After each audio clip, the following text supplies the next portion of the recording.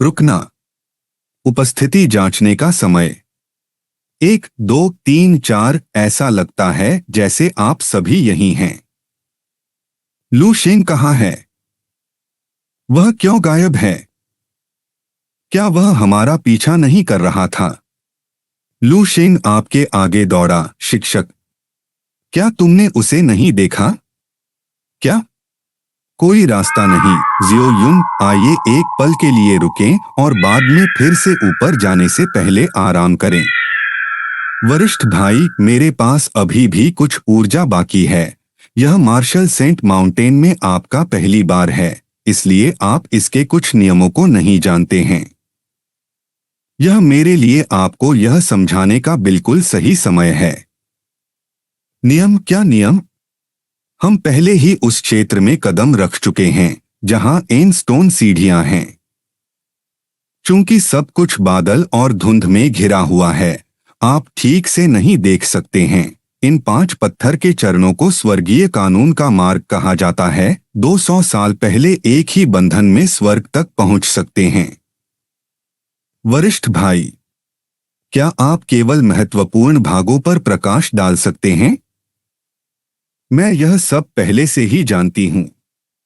इसमें कोई आश्चर्य नहीं कि पिताजी ने कहा था कि तुम कभी भी सीधे मुद्दे पर नहीं पहुंच सकते। मैं बस कुछ और ताकत हासिल करना चाहता था, लेकिन तुमने मुझे इसके बजाय बातूनी पाया। ठीक है, महत्वपूर्ण बात यह है कि मार्शल संत झो फुहाई यहां पहले भी थे। शरीर स्वर्गीय अग्नि रूप से परिष्कृत हुआ, स्वर्गीय गड़गड़ाहट से शांत हुआ, देवत्व पृथ्वी के तल तक पहुंच गया, एक मार्शल संत बन गया।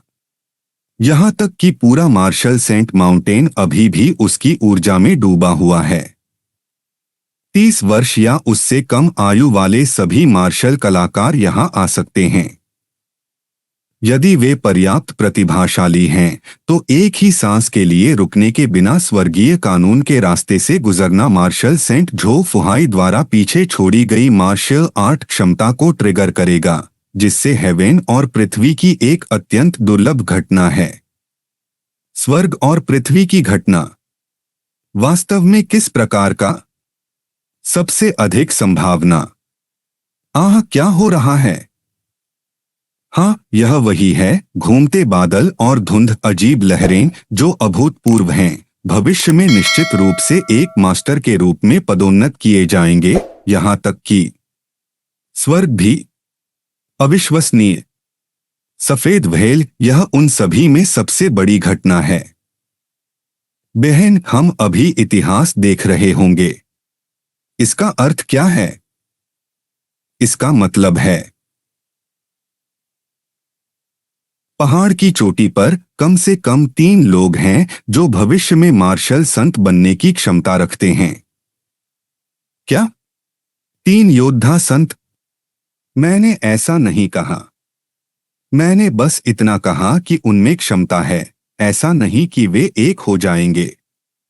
लेकिन यह पहले से ही काफी उल्लेखनीय है। 30 साल की उम्र में मार्शल संत की उपाधि को आगे बढ़ाने की उम्मीद है, दूसरों को उस उम्मीद का 10,000वां हिस्सा भी नहीं होगा। वरिष्ठ भाई, आप बहुत लंबे समय से सोच रहे हैं। मैं ऊपर जाकर मैं भी प्रयास करना चाहती हूँ। अगर मैं भी एक व्हेल बना लूं तो क्या होगा? वह व्यक्ति अभी कौन था? वरिष्ठ भाई, वह इतना तेज था। वह दिव्य ड्रैगन। यह दिव्य ड्रैगन है जो ऊपर उठता है और सब कुछ निगल जाता है। यह पता चला कि किंवदंती सच है, यह सच है। असली ड्रैगन प्रकट हुआ। मूल रूप से मैं बस यूं ही पहाड़ पर चढ़ना चाहता था, लेकिन जैसे ही मैंने ऊपर चढ़ना शुरू किया, मेरे दिल के भीतर से एक बहुत ही अजीब एहसास धीरे धीरे उभरने लगा। जैसे कि मैं स्वर्ग और पृथ्वी पर बचा हुआ एकमात्र व्यक्ति हूं, स्वर्ग और पृथ्वी से अलग खड़ा एकमात्र व्यक्ति। प्रकृति की सांस लेने की तकनीक अपने आप काम कर रही है। मैंने कुछ विशेष नहीं किया, बस दौड़ता रहा। लेकिन ऐसा लगता है कि मेरा शरीर किसी के द्वारा निर्देशित हो रहा है, सक्रिय रूप से मुझे अपने साथ खींच रहा है और आगे की ओर धकेल रहा है।